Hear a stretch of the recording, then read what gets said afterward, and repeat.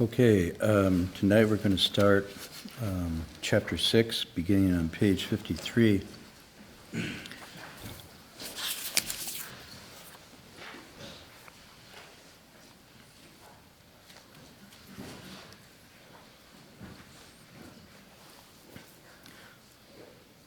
I'm going to try to correct a sloppiness in the way I've been proceeding, which is I just talked to somebody who is tuning in through that thing, that glass eye that's looking at this, and I never pay attention to that, and then I realized there may be people on the other end of that besides you, because I told you last week, when I talked to somebody a week before, and they said, "Who's there? Is there anybody in that room?"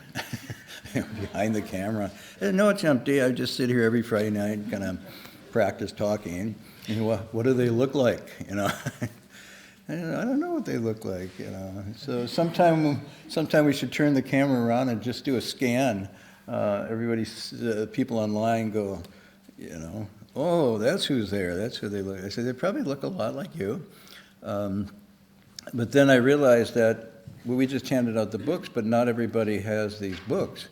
So when they drop into the lecture, unless they're catching where I'm talking and where the text is talking, they might confuse my mistakes with the text. So I'm going to make a point to read the text at the beginning so they actually hear the text, because they wouldn't necessarily have a copy.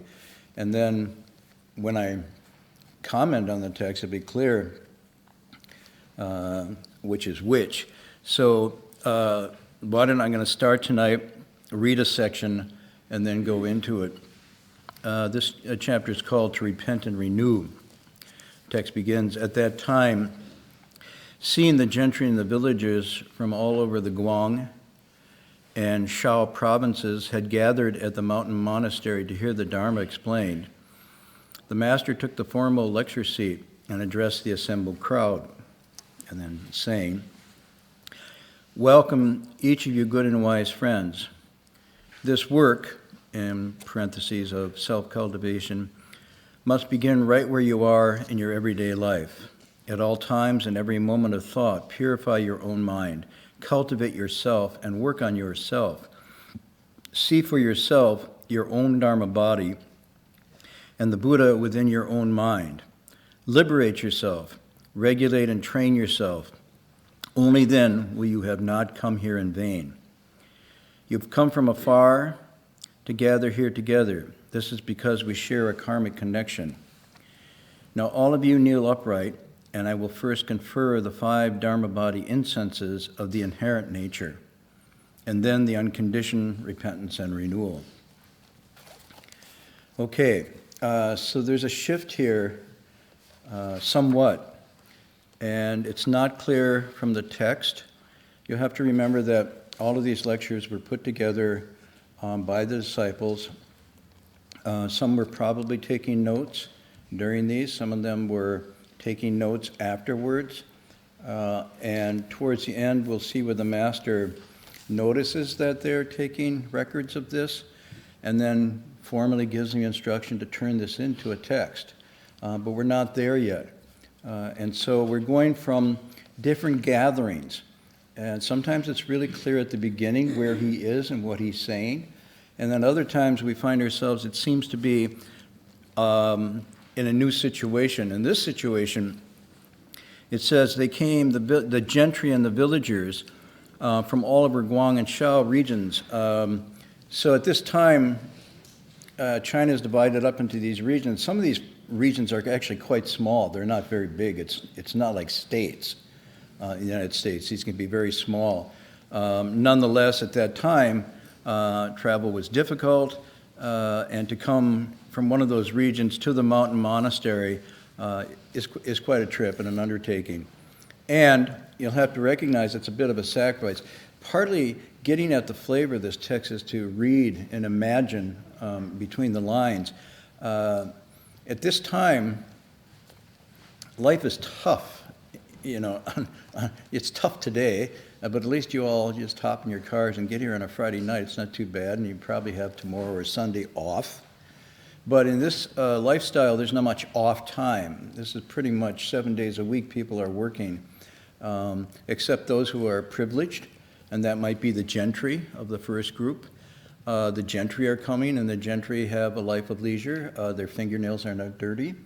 They're usually wearing very nice clothes, and they're part of a system, a feudal system, where they perform certain duties and functions, but receive a lot of support and remuneration for their work. These are the educated people. So on one hand, it's very interesting, you have educated, refined people coming to this mountain monastery to hear this fairly, from all we know, not cultivated, refined gentry lecturer. So they're actually not going to their class or even someone above their class, but they're coming to someone who is considered to be illiterate, uneducated, from the lower working class, because he was a wood gatherer, and he has none of the titles associated with him. He's not considered anybody. No one's conferred upon him a national title at this point. And so he's relatively obscure, and yet for some reason, he is drawing in people. And this is very interesting. So there has to be, for want of a better word, and I use this cautiously, charisma. There has to be a charismatic quality, and by that I mean a quality of virtue and character that radiates and shows in his person and inspires people so much that they talk about him and spread the word. And so it must have been not just sort of saying there's a miracle worker, there's some hot guy who really, stirs the crowds for the gentry to come. You have to think about this. The gentry are coming out of the Confucian tradition. They've read the classics. They're refined. They're intelligent.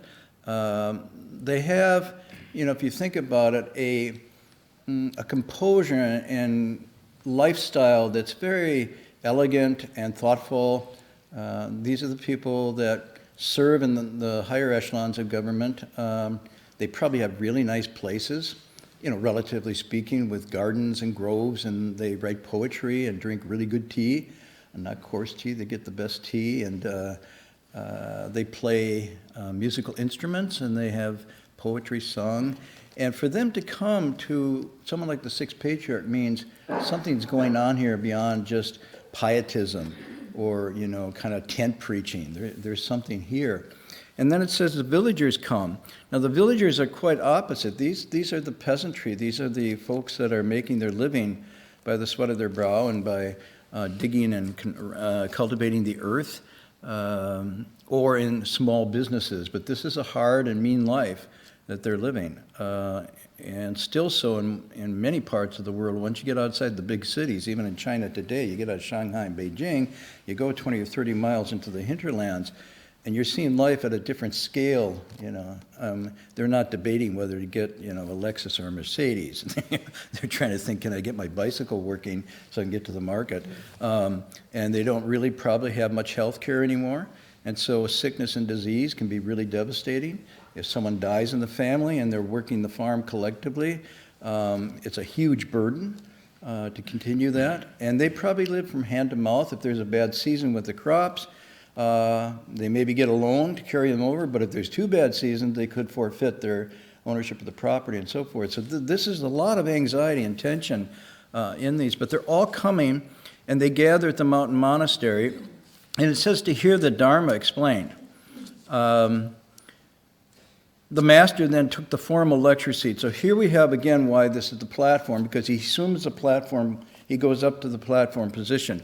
My guess is this is a pretty crazy scene, because you've got lots of people coming in, probably people to the monastery, unless this was announced, and I'm not sure it was announced. It doesn't indicate that there was any announcement made. They sort of came.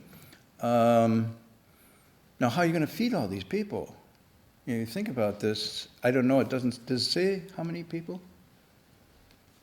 Any sense of how many people came? No numbers. But it's a large assembly. And the monastery, these monasteries are not huge places. Oh, thank you. They're not huge places. And the food is pretty rustic.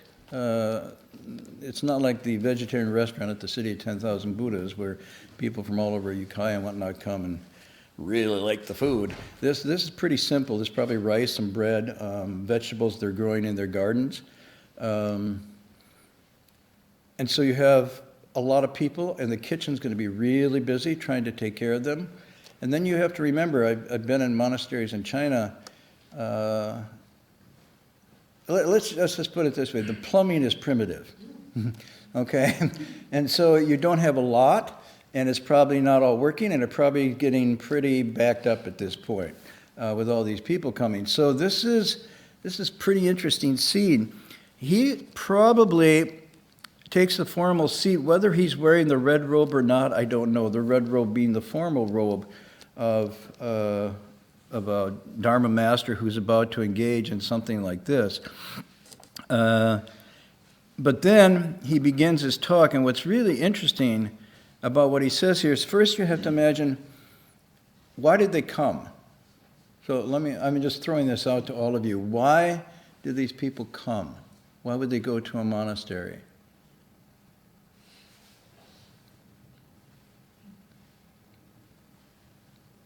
Why'd you guys come here tonight? I could ask the same question. It certainly wasn't my reputation, so let's go. Why would one go to a monastery or a Buddha hall like this?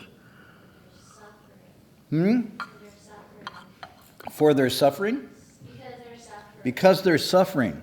And then that would imply that they wanted to suffer more or less if they came. They want to suffer less, they come to suffer less, okay?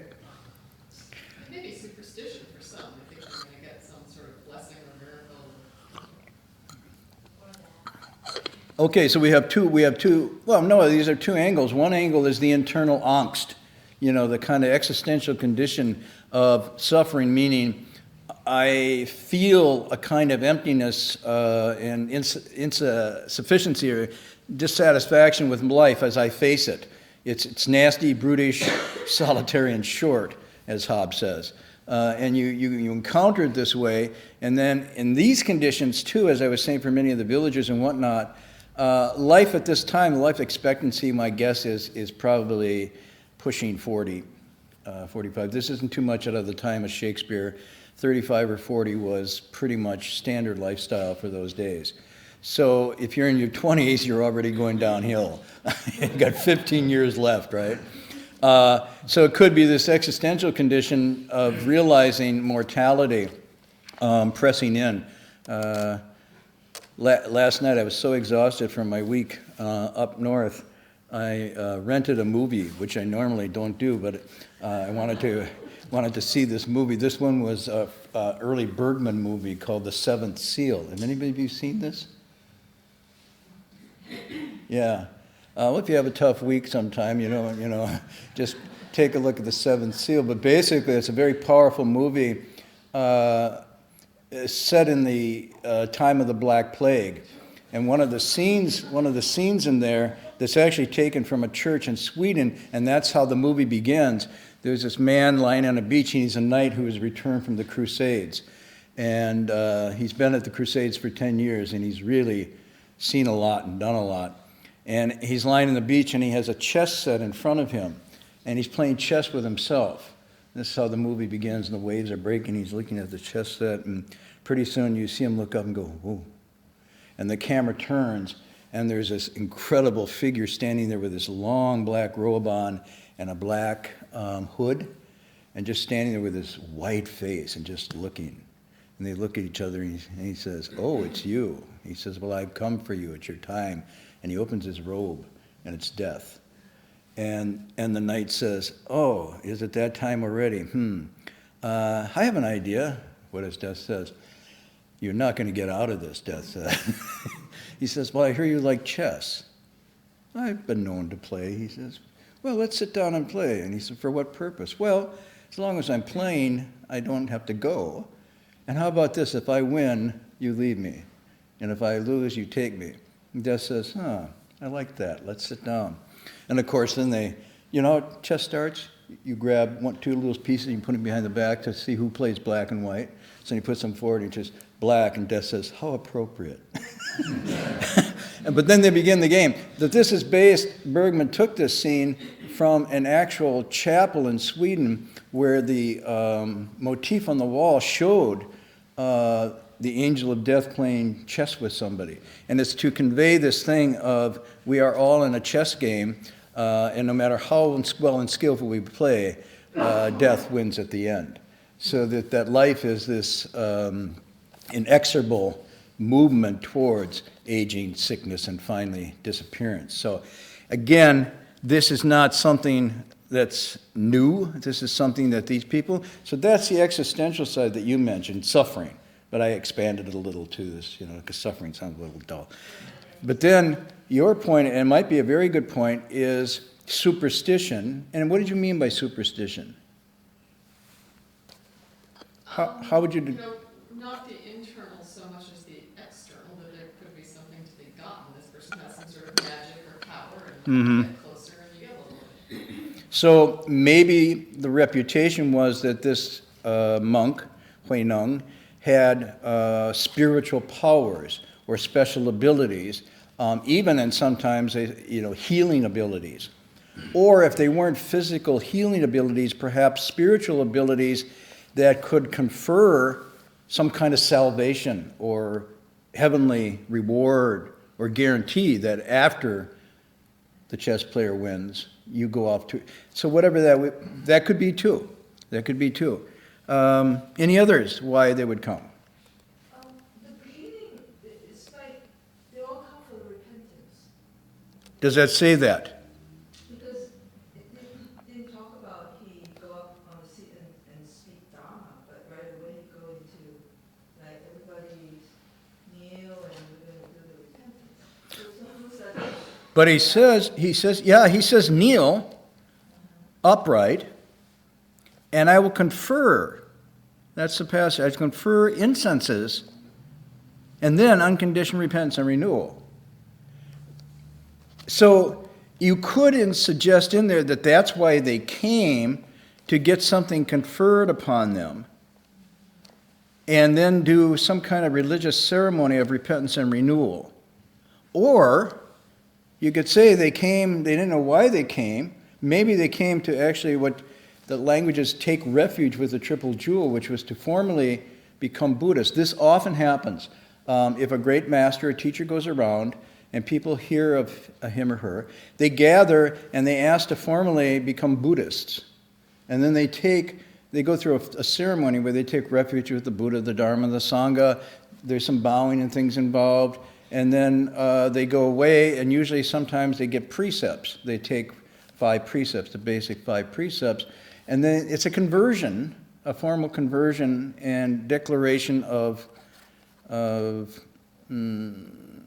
faith and purpose in a new life as a Buddhist. Okay. Now, what does this mean? This is very interesting. How do you become a Buddhist, and what does it mean to become a Buddhist? And I think what's interesting here, he really starts to go on what he means by becoming a Buddhist, and it may not be what they expected. Hey, Marty, was there also some sort of cultural moment going on here where he was sort of bringing something that the culture in general at that time was looking for? I mean, was there some sort of connection that any historians have drawn there?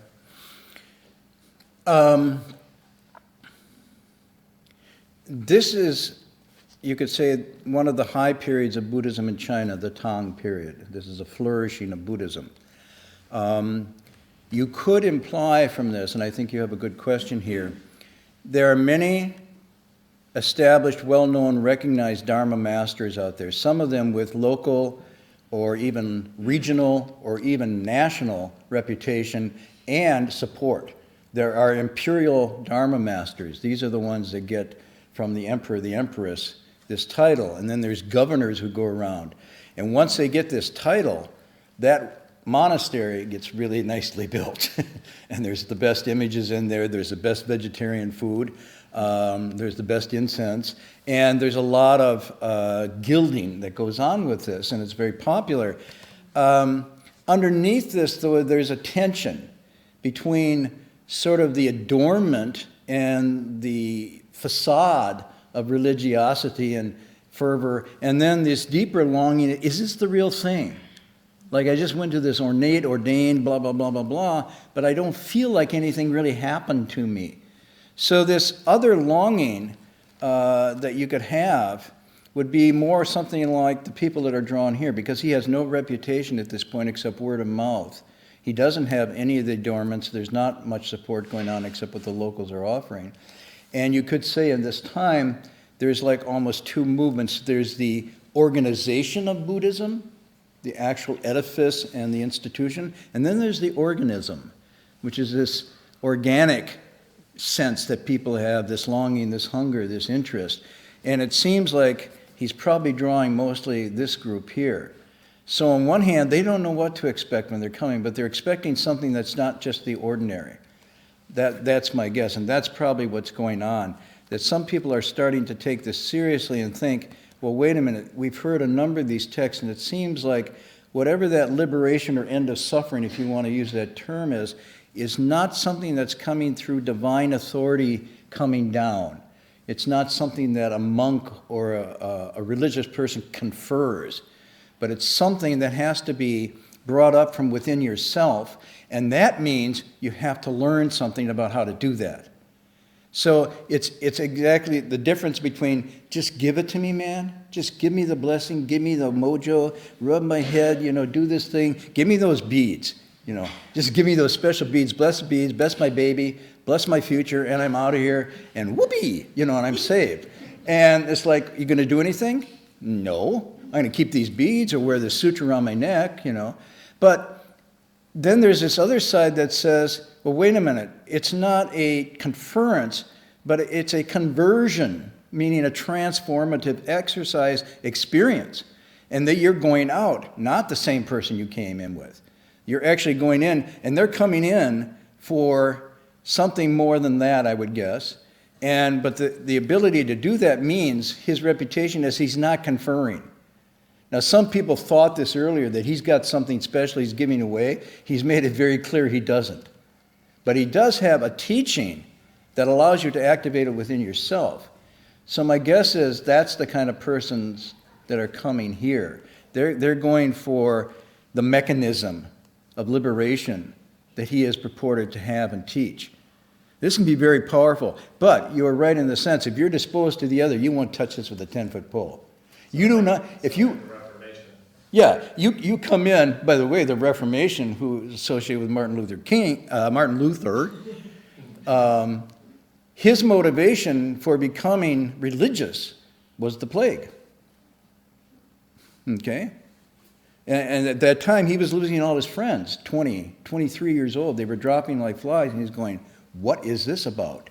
And if there's a God who's divine and created all things good, and why is this happening? And thus, he began his quest, but not to go. But if you look at this first line, in case anybody who's there for the beads, the blessings, and the blah, blah, blue, look at this. Welcome. Welcome, each of you good and wise friends. This work, excuse me? This work? I didn't come here to work. I came here. Right away, he starts, this work must begin right where you are in your everyday life. Wow. I mean, talk about existential right there. He's not saying, let me tell you about the Pure Land that's coming to you when you die. Or let me tell you about the glorious India, a past where the Buddha lived in this grove and blah, blah, blah. He's going, this work of cultivating yourself begins right here and now in your everyday life. So maybe some people had said, I think I hit the wrong temple. I'm out of here. I'm going down the road where they just give the beads and the blessing. Other people are saying, aha. It's true. He is going to teach us how to be a Buddha, not to just make us Buddhists. Whoa, this is interesting. At all times, he says, in every moment of thought, purify your own mind. Cultivate yourself and work on yourself. I mean, here it is. This is very just like the sound of hammer on steel. He's saying, you're coming to me, you're coming to the temple, but I'm going to tell you, I'm going to hold up this mirror and say, this is where it is. This is the secret I have to transfer. Work on yourself. See for yourself In other words, not rely on my teaching or my exposition or my declaration, I have seen or I know, but see for yourself your own Dharma body. Now, Dharma body is sometimes used in the term of the all-pervading, continuous, never-born, undying Buddha. Sometimes this is represented as the cosmic Buddha. Some people use this term. And then sometimes this Dharma body is meant to convey the eternal, unchanging, both body of teachings, but somehow embodied being that people feel a Buddha is, and so on and so forth. And he's saying, this is your own Dharma body. Whoa. Now this is very democratic if you think about it. He is really stripping down ecclesiastical authority and privilege here and saying, and look at the first line, good and wise friends. He didn't say, all you unenlightened peons, listen to me. Good and wise friends. So right away, he's leveling the ground. Although he's on the seat, and he's on the seat because he's there to proclaim the teachings, he is not starting out by saying there's any difference between you and me. In fact, why would he call them good and wise? If they're good and wise, why are they coming? He says we're good and wise together potentially. We're all working on this together. And he calls them friends. Not disciples, but friends. Dharma friends. This is very egalitarian, if you think about this. Okay? See for yourself your own Dharma body and the Buddha within your own mind, heart. Within your own being. Wow. So even if they're coming to, quote, take refuge in the Buddha, he's telling them you have to find that Buddha within your own mind. And here's the great one. The word is liberate yourself. Now, some people translate this, and it wouldn't be necessarily wrong, but I don't like it. That it would be save yourself in the sense of salvation. Now, you can use that term here as long as you understand it to be a liberating unbinding of your whole potential for full awakening in wisdom and compassion that's innate and inherent. That's what it means to, quote, save yourself. And to save yourself also here means to put an end to all that binds and blinds. All that binds and blinds, that doesn't allow you to see things as they really are and to become fully free. Okay, so if you translate savor that way, it's okay. But generally, I don't like the word saved. Anybody guess why I'm not particularly? Those people knocking on the door saying, are you saved yet? Well, yes, there are people in my neighborhood come and ask me if I'm saved yet. And I, say I didn't know I was lost, Did I need to be saved? Yeah, but there's a connotation with that, which is that, Somebody else's. There's a sense that it's an act of somebody else to rescue or redeem you from, how would you say, a hopeless state of something you've got yourself into. And so it implies, at least I think in our Western tradition, the way it's been used, it implies a rescuing or a liberation that comes through other power, through other means than your own self. Now you can put yourself in a disposition to be saved, but then you'll see people will say, I've been saved. I've been saved, and they mean that they've had this transformed experience, and usually they say, and then I take refuge in, Buddhist terms, or I take so-and-so as my savior. And usually it's not themselves. So in this tradition, what he's saying, and why we use liberate, because it implies the idea of unbinding yourself to your full potential without necessarily even any other power involved. And in fact, if there's other power involved, and we'll see if he's the other power here, it's exercised as a catalyst, but not as an end. In other words, the other power is catalytic. It starts something going that then takes over and does its own work, and the catalyst is then gone. It's not as if it's a cradle, okay? You're in the cradle and now you're saved, but there's a catalyst going on with liberation. So he's starting, if you wanted to use it. How does catalytic work in science? I used it, yes. You put the catalyst, wait, please see me. You raised your hand so she could answer. So this is our new technique. When you want somebody else here, you raise your hand and say, and then he will answer. Good. No, I didn't answer and I forgot. There's a PhD in biology, but anyway. Oh, there's a biologist in front of you, okay. So what's a catalytic? She's answering me. I don't know any. It's an agent that brings about a change, but is not itself consumed. Is not itself. Consumed. It doesn't. It actually is not. It brings about the change, but the catalyst is not consumed in the process. Okay, so it's an agent that brings about a change, stimulates a change, incites a change, initiates a change, but then the change becomes self-perpetuating, and the agent itself is not consumed. Is to the side. So it's an interesting that it interacts, but it doesn't entwine or become one and the same. So this is very good catalyst. If you think of the Buddhas and Bodhisattvas as catalysts, I know this is kind of chemical and it's not very, it's like, I bow to the catalyst. But, if you think about it, this is what he's talking about. That's why liberation is a better term, because you wouldn't say the catalyst saves. In the same way, you wouldn't say the Buddha saves. Buddhas only show a method by which you, quote, save or liberate yourself. So here he's doing this language, and he says, only if you take this to heart, what I've just given you, you will not come here in vain. You wouldn't have wasted your time. So I think what he's saying to them, if you came for other reasons, you're not going to be happy. You've wasted your time, because I'm not going to give you anything but this. He's really, it's like he's starting the whole assembly, and I'm only saying, I got pressure from the plumbing people, I got pressure from the kitchen, there's a lot of people here. Is there any way you can sift and winnow some of them out? And he says, in case you're waiting for light to fall from the sky, Guan Yin, sweet dew to wash you clean, this is the wrong group. And then maybe at that point some people leave. But this is not necessarily an easy message to take if you're coming for the superstitious reasons. And then there still be people hanging on to say, wow, this is curious, what's he talking about? And then he says, you've come from afar to gather here. This is because we share a karmic connection. Now, the karmic connection, karma can, as we were talking before, karma generally has a positive or negative, or sometimes people do it's kushala, akushala, which is wholesome, positive, and negative, unwholesome.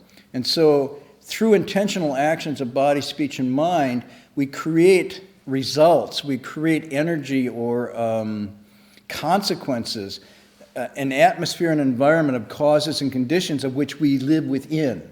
And at all times, we're living in a karmic nexus of our own making. So this matrix or nexus of our being is a combination of everything we've thought, said, and done intentionally. Our thinking, saying, doing intentionally now. And it's just woven. So there's like, I don't know how to describe it. It's sort of like all these confluences that make us for now are the vectors, the waves, the ramifications of this. And so we're very dynamic and fluidly composed at any one moment, but each of us is very specific. We all don't have the same, right? And yet, there is something here he's saying we do have in common, because that's that connection. So somewhere, he's suggesting we have a connection that brings us, that's karmic, through intention, through vows, through past conditions, and it's coming together in this particular way at this time here, which is very interesting. So he's kind of affirming you didn't just drop in by chance. You might feel it was just an opportune thing or you heard, but actually there's some momentum, there's something bringing us along here in this stream together. And so it's both a gathering in thing and it's a statement of interconnectivity that's of a specific kind between all of them. Yes? Sorry, just sticking with going back a few sentences. I want to make sure that I get proper interpretation of this. And I understand the part where he talks about it must begin right where you are and cultivate yourself. But I'm having a little bit of trouble interpreting the purify your mind part. And in particular, does that mean, is there an implication that there are defilements in our minds that we got to work with? And specific impurities, when I look at what, at my processes, it seems to me that it has a little bit of a guilt feeling attached to it when I look at my own persona, and I say, well, if I need to purify my mind, does that mean that my mind is totally not pure right now? Okay, so the question is, on the question of purify your mind. First of all, you have to look at the context of this. All he's saying here is directing attention, mindfulness, effort to one's own being, to one's own person. That's when he says your own mind. Okay, so there could be in someone's mind, oh, if I attended to something else, if I attend to bowing to the Buddha seeking something in return, then I'm attending to something else other than my own mind. So that second part is the continual emphasis of your life, your here and now, your person, your psyche, your being, and all that makes you you. When he says purify, what he's saying here is it's along the same lines when it says purify or cultivate. You can use these terms interchangeably, and it's sort of saying, in your condition right now, all the forces and vectors that have come together, there's a mix. Some of the things you've done, some of the things you've said, some of the things you've thought are wholesome, generating positive conditions, kind and compassionate, well thought through, concerned with the welfare of others. And then some of the things have been not so carefully thought through and done. And when he's saying purify, he's saying, first of all, be clear about which of those things are which. And then begin the process of sifting and winnowing so that you're getting into a stream that's directed by you, returning to this original inherent nature, which he says is pure, unobstructed, and whatnot. So the purity he's smearing here is not like the impurity of an original stain or sin that you're born with, but really a kind of residue or effect that's still in your system, in your psyche, from these missteps or misunderstandings that generated these, glitches, if you want. And so when he's talking about purification, he's not talking about a defilement so much as a twisting of your essential nature so that it's not functioning correctly. It's just as if, sort of you let something get into an engine that was not a really good fluid, and it's mixing in and it's causing the pistons and everything to misfire. So when you're talking about purifying the engine, there's nothing intrinsically wrong with the engine. But not paying attention to it or not changing the oil or whatever regularly, you've allowed it to misfunction. And so what he's saying is find those elements, and what he means by purity here, find those elements that are tripping you up. He's not saying this false sense of bright purity. He's saying, where is it that you're impeding your wholeness?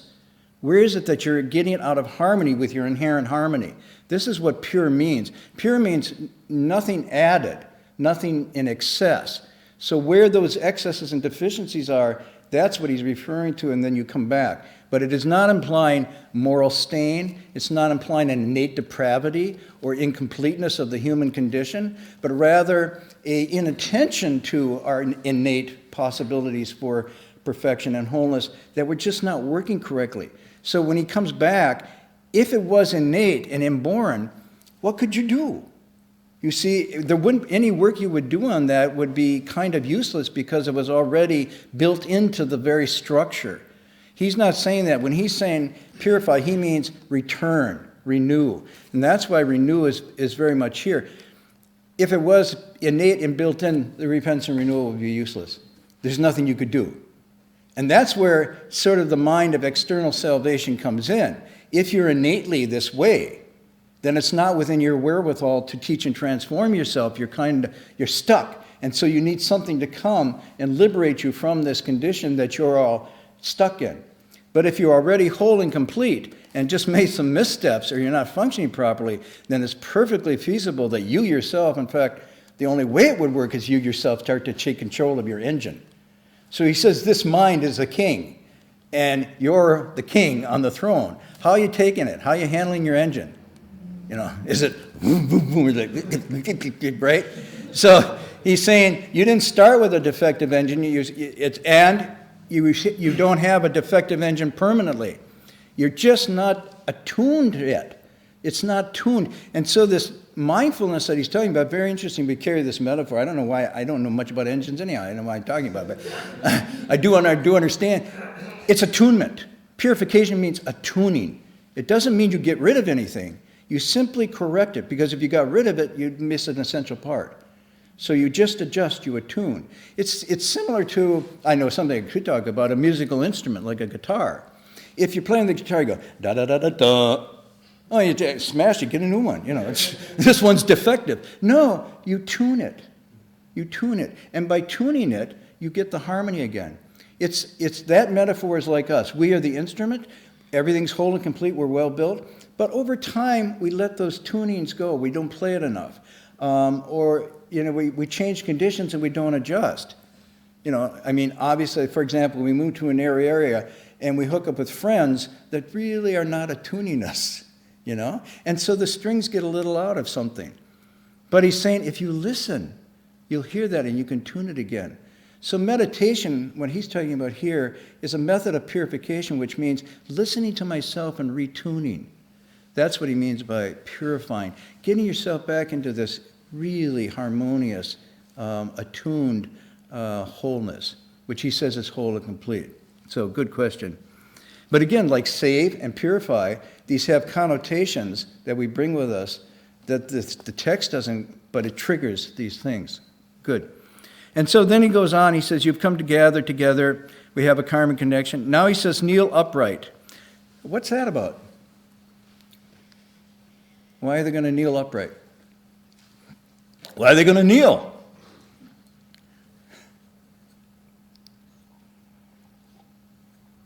Okay, let's say it this way. If I say to you, all of you, we have this huge karmic connection, you've come from afar, and I am going to confer the Dharma body and the incenses on you. Kneel upright. Well, something's going to happen, right? You're changing posture. You're changing posture. Changing posture means a change in mentality, right?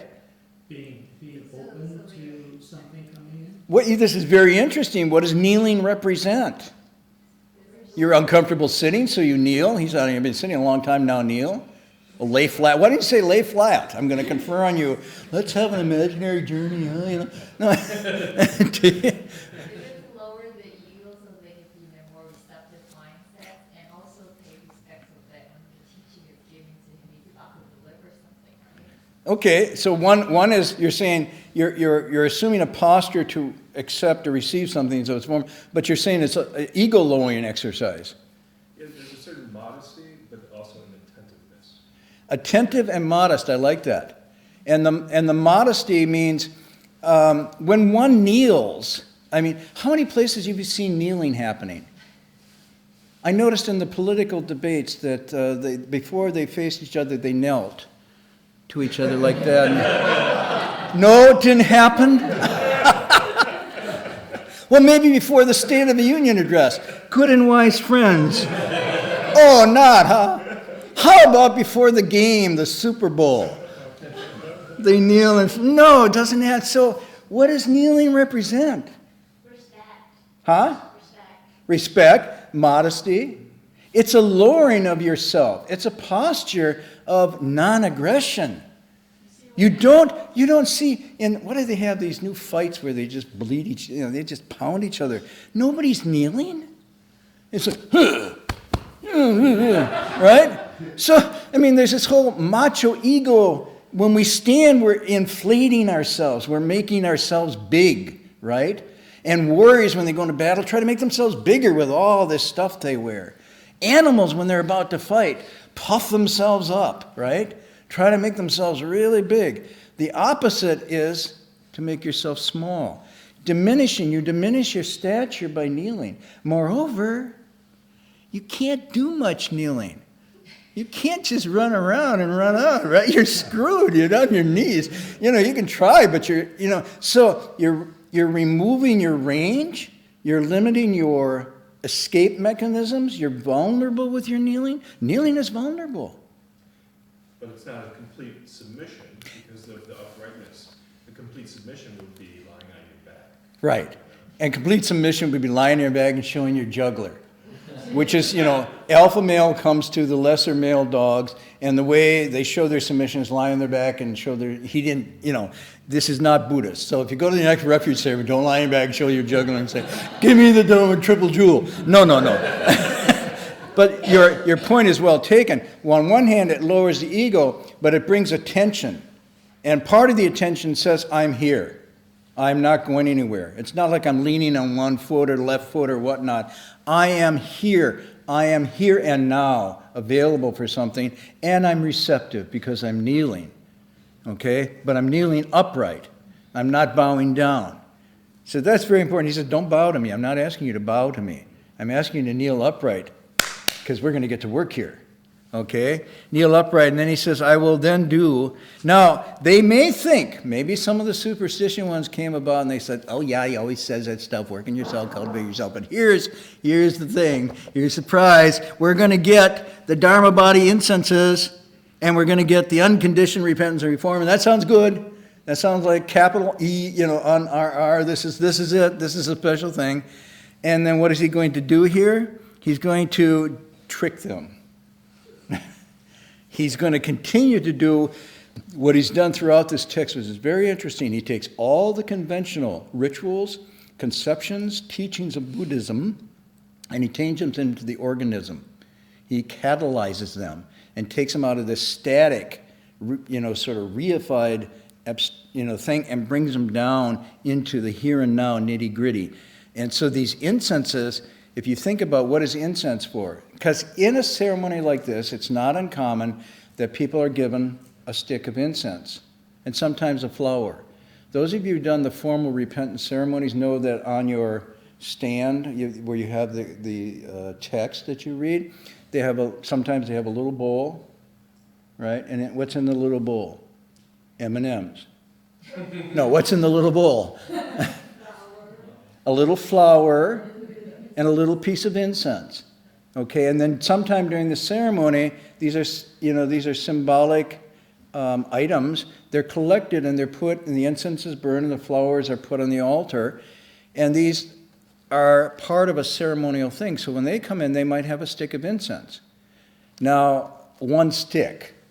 It wasn't like he got one, I want two, because I'm more pure than he is, so I get two. Or if I have three, that'll be even better because the Buddha's like more. No, everybody has a stick of incense, which would seem ritual and ceremonial. But now what he's going to do, he's going to interpret the symbolism right back into the self-nature, right into the mind ground. He's saying, don't think this incense is magical. Okay? It's not. It's symbolic of you doing something, what he would say, fumigating yourself. Huh?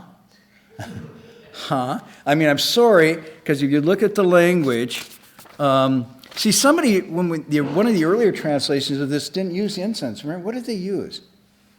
Who was working on this with us when we did this? They didn't call it the incense, they called it something else. And we looked at the text and it says, no, it says incense.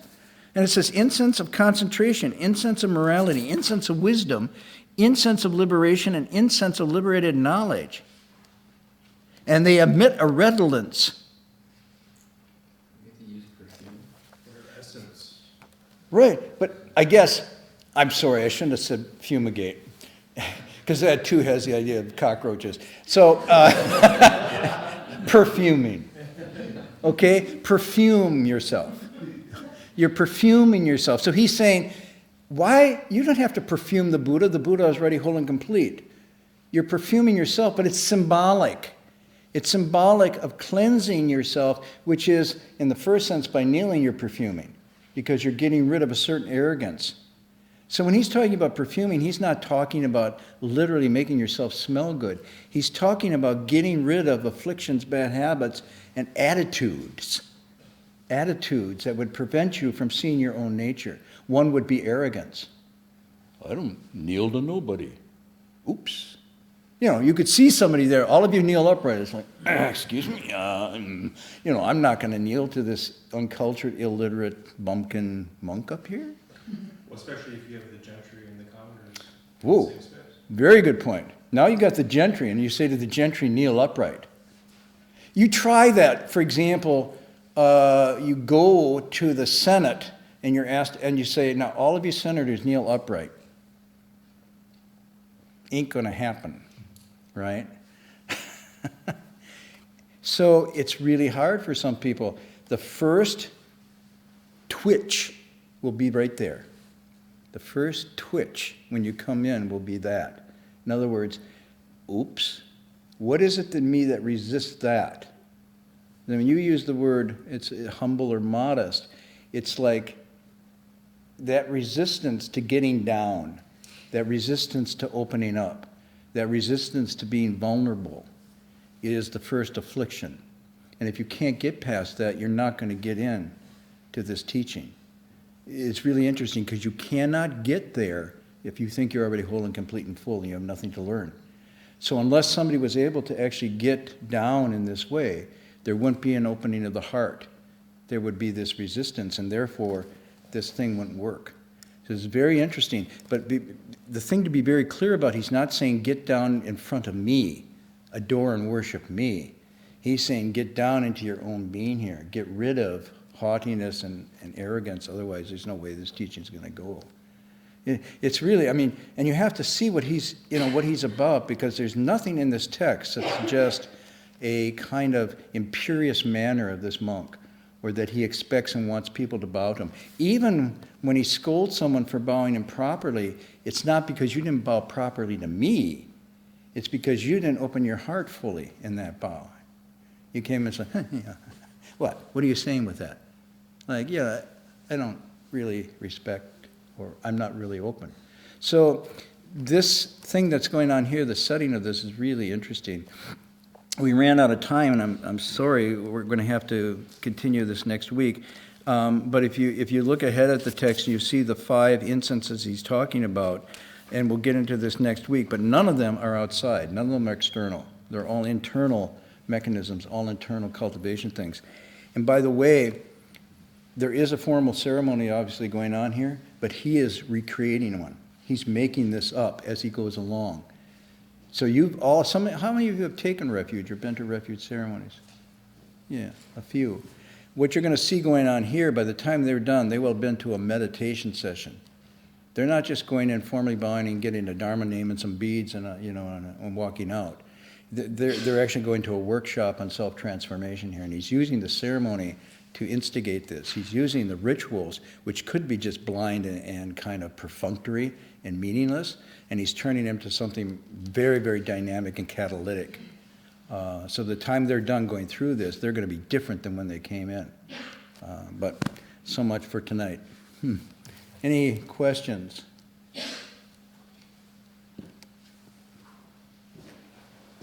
Okay, any announcements? Oh, by the way, I just tell you, when I first came in to the monastery, I stood in the back and watched everybody bow, and I said, oh, I think I'll bow. No, I said, no way am I going to get out on my knees and bow to any of these graven images or any of these people in robes. Ain't no way. I don't kowtow to anybody. So I came in very humble, modest, and receptive. You can, announcement? Yeah, we have the schedule like usual. Tomorrow is Adam's lecture by Reverend Shu from Australia, 7:30 p.m. No, see, this sounds like, like tomorrow we're having Dharma Master, so-and-so from New York lecturing. He's coming to, he's not coming from Australia. It sounds like there's this Dharma Master who's coming from Australia. He's not coming from Australia. It's a live transmission. Yeah, no. A live transmission. I mean, is that an oxymoron or what? I don't know, but go ahead. A live transmission. And also, on Monday, after kind of long break, the new class Buddhism for the Modern Mind by Doug Powers. And the topic, I guess, would be how to maintain and develop still heartfulness. Okay. Right now, there is a bowing, they call it bowing session. So sometimes there's meditation sessions, sometimes there's recitation sessions. In this tradition, there's also bowing sessions, which are, again, seeming to be formal rituals, but when done from the mind ground side of this, if you do them right, they're very intensive, transformative exercises. And I actually think, I wanted to just say this and I forgot. Last week we did the city meditation, which was 1 page, and this is going to go into 10 or 15 pages. I'm suggesting to you that the heart of his teaching and the mechanism that he is transferring to us is in this chapter. It's not in the meditation stuff. So if you're thinking, where's the secret Dharma? Where's the method of practice that actually, it's embedded and to some extent hidden in this chapter. That's why this chapter deserves the attention we're going to give to it, because when you come out, you're going to say, oh my God, it's not meditation. It's this transformative thing that he's talking about here, that the whole secret, the whole key. Wow, that's very interesting. So, although you might be inclined to see the bowing as ritualistic devotion to some other power, when done in this way, it's more powerful than meditation, much more powerful than meditation. In fact, a lot of people can't take it because it's so transformative. It just stirs up everything that's out of tune and demands to be tuned. It's like it demands, when it stirs it up, you just want to tune again. And part of being out of tune was you not only are not aware of it, you repress the unattunement down so hard that you don't even have to face it. But then somehow in the bowing, it's like grass wanting to grow through concrete. It just starts pushing, and all of a sudden you feel this energy to restore, to renew. And if you stay open, it starts to come up. And it's a good coming up, because it's wanting to come out and renew. So this more than the meditation. And it's interesting, Buddhism in the West, if everybody's drawing to the meditation, I'm going to meditate, I'm going to sit and get enlightened, and whatnot. And you realize that they're passing by the primary Dharma door. And it's not bowing to the Buddhas, okay? It's liberating the Buddha of your own nature. And bowing to that Buddha means giving it precedence as your top good knowing advisor within, as opposed to all the other stuff. So I highly recommend it, but I highly recommend it only if you do it in this way. If you do it in the way that if I'm going to spend 3 weeks of bowing, it's going to hurt like hell, but the Buddha is going to give me a real prize at the end for my, no, it ain't going to work that way. Okay, we're going to transfer and then call it a night.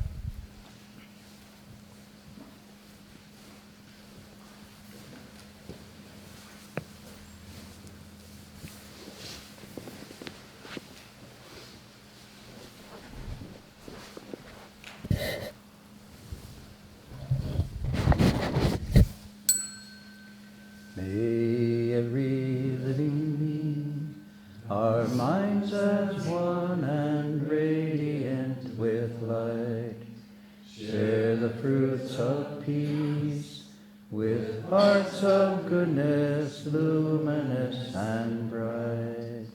If people hear and see how hands and hearts can find in giving unity, may their minds awake to great compassion, wisdom, and to joy. May kindness find reward. May all who sorrow leave their grief and pain. May this boundless light break the darkness of their endless night. Because our hearts are one, this world of pain turns into paradise. May all become compassionate and wise. May all become compassionate and wise.